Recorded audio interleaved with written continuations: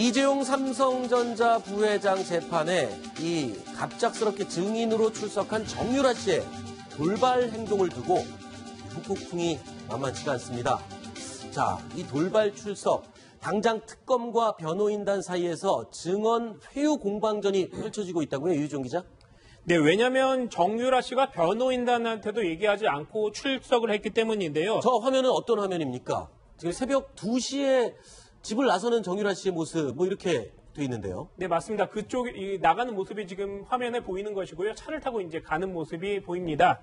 그런데 정유라 씨가 이제 자신의 변호인단과 합의를 보지도 않고 출석을 했기 때문에 그 전날 변호인단이 불출석 신고서를 법원에 제출한 상태였습니다. 그렇기 때문에 굉장히 의아했고요.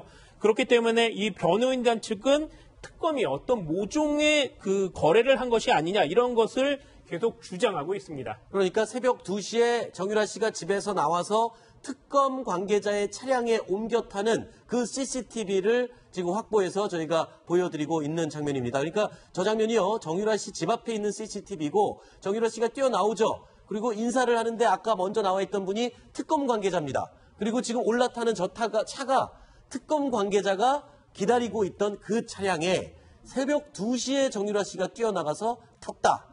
변호인단이 봤을 때는 어이가 없어 할 얘기겠죠. 당황스럽긴 하지만 변호인단에서 얘기하는 것처럼 뭐 강압적으로 끌려가는 모습으로는 볼 수 없는데 보통 그렇죠. 증인으로 나오는 사람이 저렇게 새벽 시간에 특검이 지원한 차량을 타고 첩보 작전을 방불케 하는 저런 장면으로 증인 출석하는 게 매우 이례적이죠. 그만큼 인사도 하잖아요. 근데. 예, 사안이 좀 중대하기도 하고 특수한 상황이긴 하지만 아마 저 영상을 보고 변호인 그리고 뭐 최순실 씨는 못 봤겠지만 저런 것들 전달받은 최순실 씨도 굉장히 당혹스러울 겁니다. 네. 자, 증인 회유를 하지 않느냐? 변호인단에서는 지금 그렇게 얘기를 하는 거고요. 특검 측에서는 아니다. 불법적이거나 강요, 회유가 없었다. 이렇게 얘기를 하고 있습니다.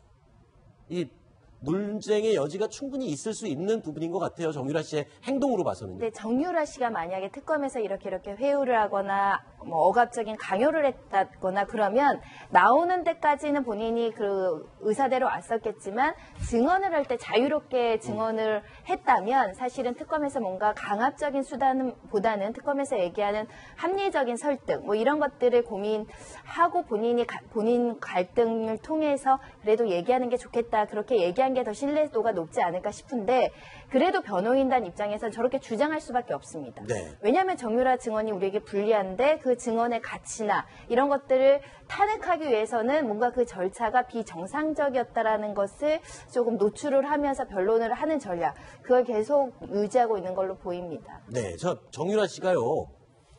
이 증인으로 돌발 출석한 이후에는 아예 본인의 변호인단이랑 연락까지 끊었답니다.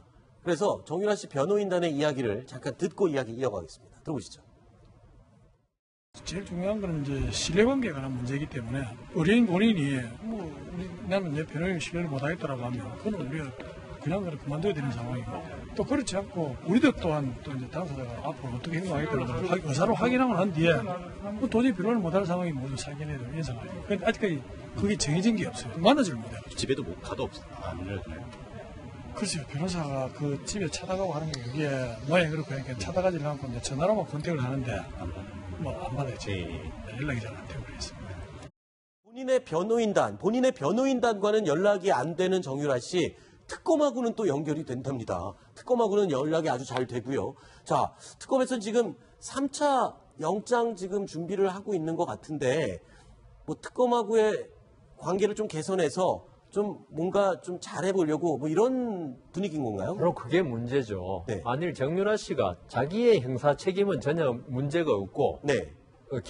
입건도 안 돼 있고, 오로지 증인이라면 특검하고 저렇게 만나서 하는 거, 물론 부적절하다고 할 수 있지만 뭐 그럴 수 있다 하는데 지금 정유라 씨는 그 검찰에서 지금 입건이 돼 있고 앞으로 조사를 계속 받을 입장이죠. 네. 이런 상태에서 어떤 검찰이나 특검에서 정유라 씨가 아무리 증인으로 나온다 하지만은 이렇게 한쪽에서 태우고 가고 그다음 뭐 6시간 이상 같이 있었다. 이거는 큰 문제죠. 네. 이거는 뭐 증언에 그걸 증거로 쓸 수 없는 건 아니지만은 네. 증언의 신빙성에 상당히 의문을 제기할 수 있다. 네. 변호인 측이 아까 이야기한 대로 이거는 심지어 미국에서는 있죠. 그러니까 아까 말한 대로 특검이 과연 회유 압박을 했느냐 안 했느냐 아무도 모르죠. 그렇죠. 특검은 또 국가기관인데 일종의 네. 거기서 이렇게 안 했다고 믿고 싶고요. 그렇지만 미국에서는 바로 이런 것 때문에 이건 알 수가 없잖아요. 네. 근데 그 증인이 이미 오염이 됐다. 우리는 오염이 됐다 그러거든. 미국에서는. 네. 핸들링 됐다 그러죠. 네. 이런 경우에는 미국 배심 재판에서는 아예 증언을 못하게 아하. 증언 자격을 배제해 버립니다. 네. 바로 이런 의심이 있으면 깨끗한 증거만 써야 한다는. 그러면 우리 법에서는 그건 아니다 하더라도 이런 부분에 관해서 재판부에서 네. 상당히 신중하게 접근해야겠다. 네. 이런 생각이 듭니다. 그리고 변호인들로서도 있죠. 네. 이거는 변호인과 의뢰인은 신뢰관계로 형성되는 거거든요. 그렇죠. 근데 신뢰관계 깨지면은 깨진 거잖아요, 이제. 이거는 변론을 못 합니다. 그렇죠. 그렇기 때문에 제 생각에는 아까 그 오태희 변호사든가요 나왔는데 네. 이게 상당히 변호인과 의뢰인 간의 신뢰가 지금 완전히 파괴된 문제이기 때문에 네. 앞으로 심각한 사태다 그런 생각이 듭니다. 네. 뭐 이런 상태에서 빨리 새로 변호인단을 그럼 구해야 된다는 소리인데 변호인단 구하기도 지금 쉽지가 않다면서요. 선뜻 나서는 사람이 없다면서요. 이유가 뭡니까? 일단은 사건의 양이 너무 방대해서 이거를 중간에 개입해서 누군가 따라가기가 쉽지 않은 점이 있고요. 그렇겠네요. 그리고 지금 국민적으로 다 공표가 된 겁니다. 정유라가 럭비공처럼 변호인한테 제대로 뭔가 협조하지 그렇죠. 않는다. 변호사 입장에서는 용기 있게 내가 널 변호해 주겠다라고 얘기하기 어려운 점이 있고 그리고 정유라 씨는 재력이 없지 않습니까? 그러면 변호사 선임비는 최순실 통해서 나올 수도 있는데 지금 최순실은 정유라한테 감정이 좋지는 않을 수 있습니다. 그런 그렇죠. 부분들이 해결되지 않으면 변호사가 새로 선임되기는 참 어려운 점이 있지만 정유라 입장에서는 변호인한테 상세하게 그 상의를 못한 거는 100% 내 변호인이라는 확신이 조금 덜 들었던 부분이 있을 겁니다. 그렇기 네. 때문에 결국은 새로운 변호사가 추가되든가 아니면 사임하고 완전히 새로운 변호사가 올 가능성도 있습니다. 그렇군요. 근데 이 정유라 씨가 이번에 증인으로 나와서 쏟아낸 말들 때문에 지금 최순실 씨가 거의 속된 표현으로 뒷목 잡고 쓰러질 수준이다. 이런 얘기가 들리고 있는데 굉장히 최순실 씨가 지금 화가 나 있는 상태라고요. 이유정 기자. 예. 일단 모녀지간에 뭐 인연을 끊겠다는 거냐 뭐 이런 얘기까지 흘러나오고 있는데 사실 이런 얘기도 있습니다. 천하의 최순실이 마음대로 못할 수 있는 사람은 딱 한 사람. 유일하게 딸인 정유라였다. 이런 얘기까지 나오잖아요. 네, 뭐 다른 가족에서도 많이 저런 사례가 있을 것 같습니다. 그 모녀지간에서 딸을 컨트롤하는 게 또 자신하고 비슷하기 때문에 쉽지 않을 것 같은데요. 지금 최순실 씨는 이런 얘기를 하고 있습니다. 지금 정유라가 어떤 생각을 하는지 모르겠다. 그래서 참으로 힘들다. 앞으로도 여러 가지 재판들이 남아있고 거기에서 어느 정도 서로 내부적으로 조율을 해야 되는데 그걸 하지 못하고 결과적으로 이 재판에 악영향을 끼칠 수 있으니까 너무나도 몰리는 상황이다. 이런 얘기를 하고 있습니다. 네.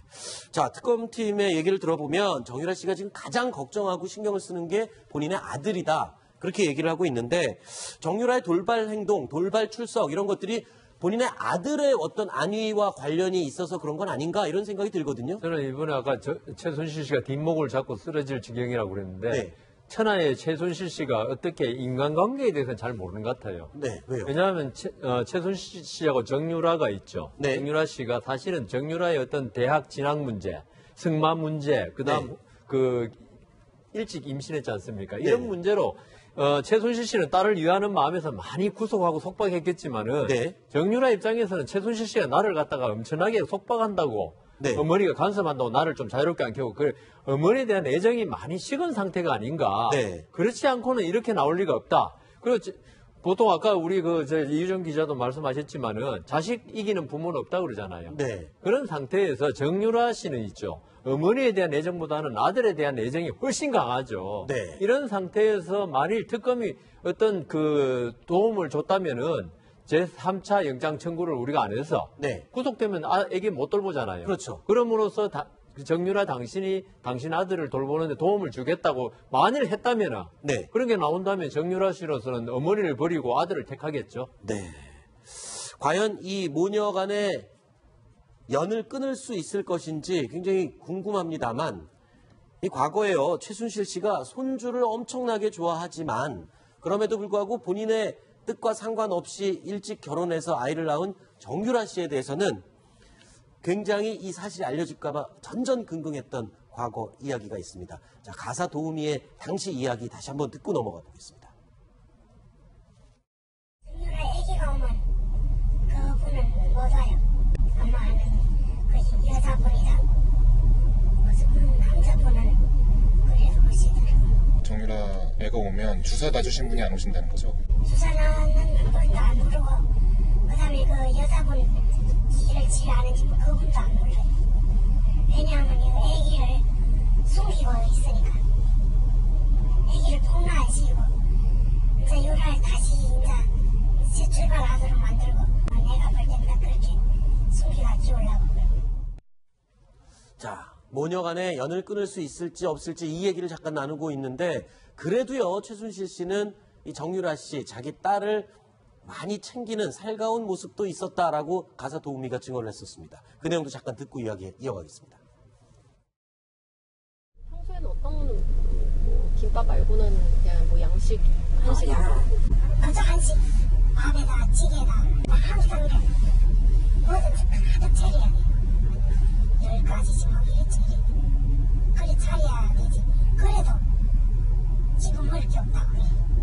감자를 쪄리나 든지면 그렇게 막 쪄리주고 이러면 좋아하지. 난 감자를 볶든지 하고. 걔는 말 볶았는데 하나도 안 하는 거다 드시죠. 혼자는 어쩌 많이 드시네요. 이거 왜 이리 맛있지? 맛있어서 다 먹다고. 호박찌개 어제 끓여요. 미역국 자주 끓이고 이거 나오면 무조건 미역국 끓이고 그다음에 잡채하고 곰탕을 좋아하진 않는데요? 곰탕도 좋아하네요. 곰탕 나이는 별로 없어요. 그 갈비탕 있는데 자기 혼자 있을 때 하는 소리 안 해요. 유라가 오면 이제 하라고. 유라 오면 뭐 김밥 면 말고 유부초밥이고 그 다음에는 잡채를 막 그리 좋아하죠. 네. 자, 이제 박근혜 전 대통령 이야기로 넘어가 보겠습니다. 이 세 번의 재판에 내리 출석을 하지 않았던 박근혜 전 대통령 네 번째 오늘 법원에는 모습을 드러냈습니다. 지금 보시는 저 화면인가요? 네, 지금 보시는 화면이 오늘 법원에 출석하는 모습입니다. 네. 일단 화면을 보면요.